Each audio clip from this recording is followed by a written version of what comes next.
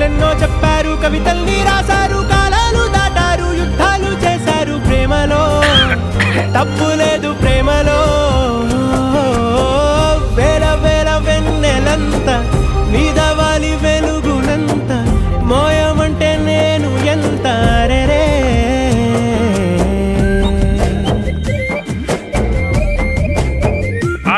ನಿಂಗಿದೆ ನಾನು